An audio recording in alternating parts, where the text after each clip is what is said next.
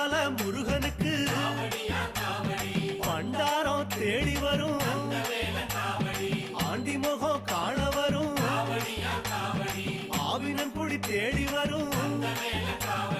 கால்நடையா வந்த காவடி இது தேடுவது கந்தன் காலடி